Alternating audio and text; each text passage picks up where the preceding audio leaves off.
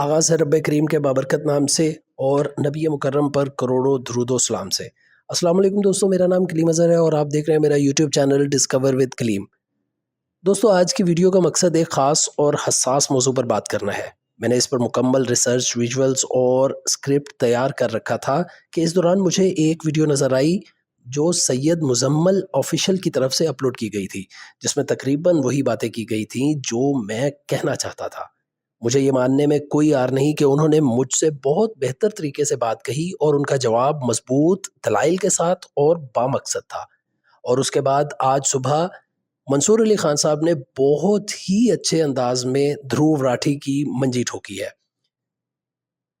अब यहाँ पे मेरे जहन में एक सवाल बार बार आ रहा है कि ध्रुव राठी जैसा एक बाशऊर यूट्यूबर इतनी बड़ी डंडी कैसे मार गया।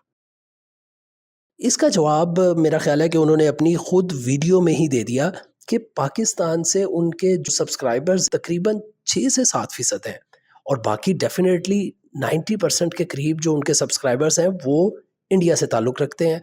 जैसा कि मंसूर अली खान साहब ने भी जो उनकी मंजी ठोकी है उस वीडियो में उन्होंने बयान किया कि कुछ दिन पहले अर्नब गोस्वामी नामी इंडिया का जो जिसके साथ हामिद मीर के भी काफ़ी क्लैश चल रहे हैं, ध्रुव राठी ने उसके बारे में एक पूरी वीडियो बनाई जिसका थंबनेल जो था, उस थंबनेल में कहा गया था कि जैसे अर्नब गोस्वामी कह रहा है पापा इसको रोकें, यानी कि वो मोदी को कह रहा है कि इसको बैन करें। एक कंटेंट क्रिएटर के लिए सबसे बड़ा मसला ये होता है कि जब उसका 90% जो सब्सक्राइबर या व्यूअर्स है उसको बैन अगर कर दिया जाए उस मुल्क में जहाँ से उसकी व्यूअरशिप सबसे ज़्यादा आ रही है, तो उसके लिए एक फाइनेंशियल झटका डेफिनेटली होगा। हो सकता है कि उससे कांटेक्ट किया गया हो और उससे ये वीडियो बनवाई गई हो कि अगर तुम ये वीडियो नहीं बनाते तो तुम्हें हिंदुस्तान में बैन कर दिया जाएगा। ये मेरी ज़ाती एक राय है, ऐसा हो सकता है और नहीं भी हो सकता। बहरहाल एक और अहम बात, पूरे 10 साल से आपकी एक ही रट है, गोदी मीडिया, गोदी मीडिया, गोदी मीडिया, गोदी मीडिया और कुछ भी नहीं। लेकिन जब आज आप अपना व्लॉग करने लगे तो आपने जितने दलाइल दिए, जितने आपने विजुअल्स दिखाए, वो सब आपने उसी गोदी मीडिया से लिए। तो ये आपको थोड़ा सा इस पे शर्मसार होना चाहिए। अगर आपकी राह फेल हो गई है तो एक खुद मुख्तार कौम होने के नाते, बाशऊर इंसान होने के नाते आप इस हद तक क्यों परेशान हो गए? और भाई, पाकिस्तान एक आज़ाद रियासत है और आप ना हमारे मामे हैं ना पिंड के चौधरी जो आके मिसाइल बरसा दें। अगर आपको दहशत गर्दी पर एतराज़ है तो टेबल टॉक करें, कौमों की तरह, ना कि गली के गुंडों की तरह। कुछ सॉल्यूशंस हैं यहां पर। पहला तो यह है कि इंडिया को एक सेफ कंट्री बनाया जाए जहां पर लॉ एंड ऑर्डर एक्चुअली में काम करता है, जहां पर गुंडा राज नहीं चलता। लेकिन मैं क्या बात कर गया हूं गली के गुंडे? आपके तो वजीर आजम खुद आरएसएस के गुंडे रहे हैं जिन्हें 90 की दहाई में सियासी धारे में लाया गया ताकि नफरत और तफरीक को फरोग दिया जा सके। एक ऐसी सोसाइटी बनाई जाए जहां पर सब सेफ और सिक्योर फील करें, जहां पर कास्ट के नाम पर, धर्म के नाम पर, रीजन के नाम पर और फैमिली के नाम पर कोई डिस्क्रिमिनेशन नहीं होता। एक तरफ आप खुद को दुनिया की सबसे बड़ी जमहूरियत कहते हैं, तो खुदारा अपने लहजे, रवैये और बयानिए में कुछ थोड़ा सा बड़ापन दिखाया करें। अगर आपकी राह फेल हो गई है तो फिर शोर किस बात का? दोस्तों, जिसके हाथ कुछ ना आए वही सबसे ज्यादा चीखता है। ओ भाई, पाकिस्तान से इख्तलाफ तुम्हारा हक है, लेकिन गुस्ताखी?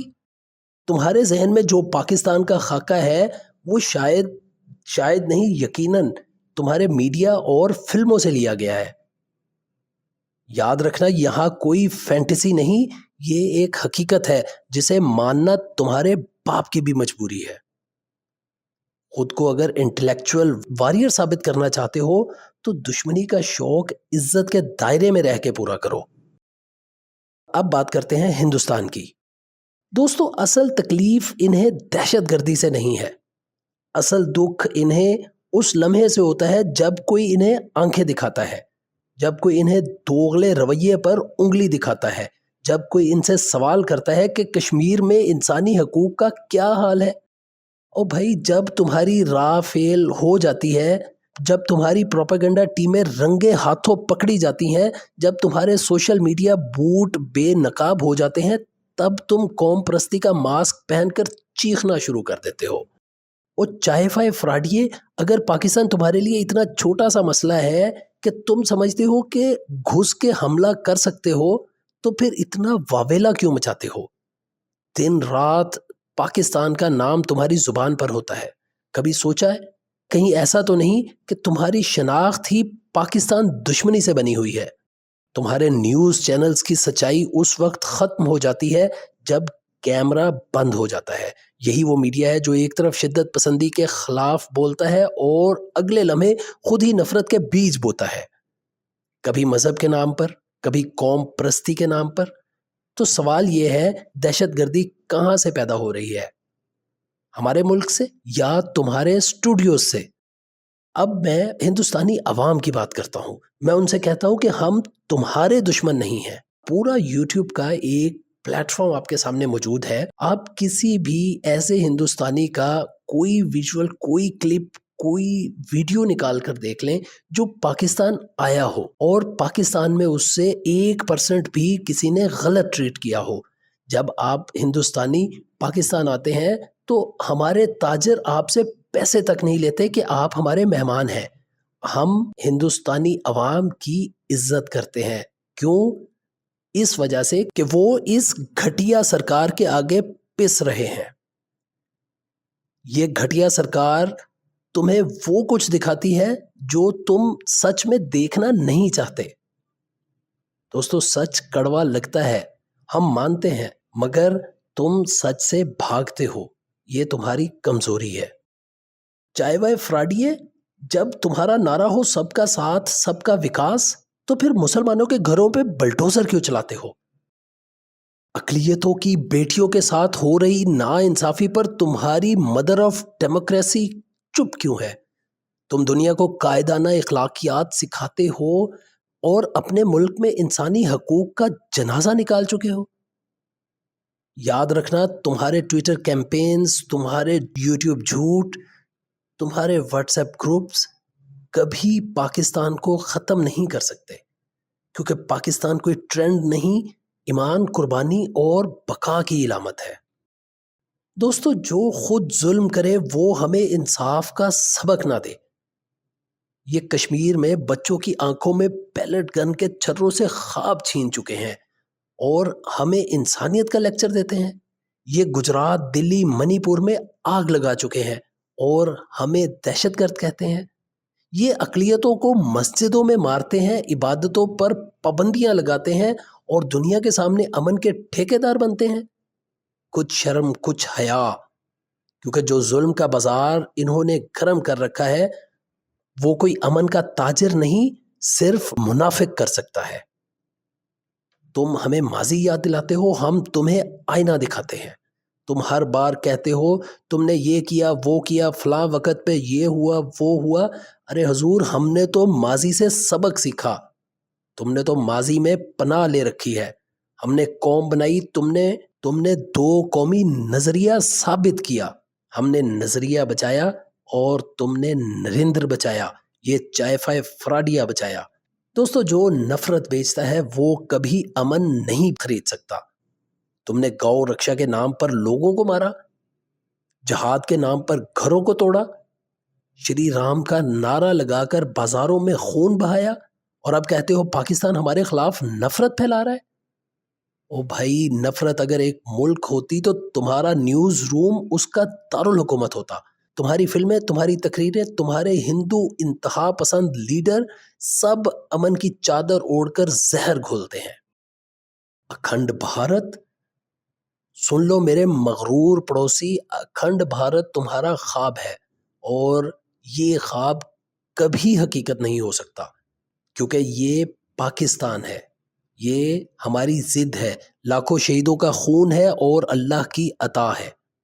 یہ یونیورسٹی کا سلیبس نہیں جس میں تم ترمیم کر لو گے۔ ہمیں دنیا کے سرٹیفکیٹ کی ضرورت نہیں، ہمارا کردار ہی کافی ہے۔ ہاں، ہمیں پتا ہے تمہیں امریکہ، اسرائیل اور یورپ کی تھپکی چاہیے ہوتی ہے، لیکن ہمیں اپنے رب کا بھروسہ اور قوم کے جذبے پر فخر ہے۔ ہم وہ ہیں جو زلزلے میں دوسروں کو بچاتے ہیں اور جنگ میں بھی دشمن کو پانی دیتے ہیں. تو ہمیں دہشت گرد کہہ کر اپنی بزدلی چھپانے کی ناکام کوشش مت کرو. ایک بات غور سے سنو، تمہاری سیکولر جمہوریت RSS کے کھوکھلے نظریے کا قبرستان بن چکی ہے. تمہارے آئین کا جنازہ تم نے خود اٹھا لیا ہے. جب تم نے جامعہ کے طلباء پر لاٹھیاں برسائیں، جب کشمیریوں کو ان کے گھروں میں قید کیا، جب بابری مسجد کو شہید کر کے رام مندر کا نعرہ لگایا، تب دنیا نے نہیں، تم نے خود اپنے منہ پر جمہوریت کا تھپڑ مارا. تمہاری عدالتیں خاموش، تمہارا میڈیا بکا ہوا اور تمہارے لیڈر صرف نفرت کے ٹھیکیدار. تم نے پاکستان کو دھمکایا؟ تمہیں تو تاریخ پڑھنے کی بھی تمیز نہیں. یہ وہ سرزمین ہے جس نے 75 سال میں تمہاری فوجی چالاکیوں کو خاک میں ملایا، تمہارے پروپیگنڈا کو دنیا کے سامنے ننگا کیا اور تمہارے میڈیا کے جھوٹ کو ہر محاذ پر شکست دی. تمہیں یاد ہے تم نے رات کی تاریکی میں بالا کوٹ پر حملہ کیا تھا؟ اس کے باوجود اگلی صبح تمہارے پائلٹ کو ہم نے چائے پلائی. تم نے سرجیکل سٹرائک کا ڈرامہ کیا اور ہم نے تمہاری فلموں کی طرح اسے فکشن ثابت کیا. تم نے کشمیر کو ہڑپ کرنے کا سوچا. ہم نے دنیا کو دکھایا کہ تم ایک قابض ہو، نہ کہ جمہوریت کے دعوے دار. بھارت یہ سن لے، ہم امن کے دائی ضرور ہیں مگر ذلت کے عادی ہرگز نہیں. ہم نے 1000 بار تمہارے جھوٹ سنے، تمہاری جمہوریت کا ڈرامہ دیکھا، تمہارے سیکولر نعروں کے پیچھے چھپے فرقہ وارانہ جنون کو بھی پہچانا. لیکن اب نہیں. اب ہر جھوٹ کا منہ توڑ جواب ہوگا، ہر پروپیگنڈے پر حقیقت کا پتھر گرے گا اور ہر وار کے جواب میں ایسا لفظی ایٹم بم گرے گا کہ تم تاریخ بھی پڑھ نہ پاؤ گے. تمہاری گودی میڈیا ہو یا یوٹیوب کے نفرت باز یوٹیوبر، یاد رکھنا ہم وہ پاکستانی ہیں جو قلم سے بھی لڑتے ہیں اور اگر وقت آئے تو سرحد پر اپنی فوج کے شانہ بشانہ لڑتے ہیں.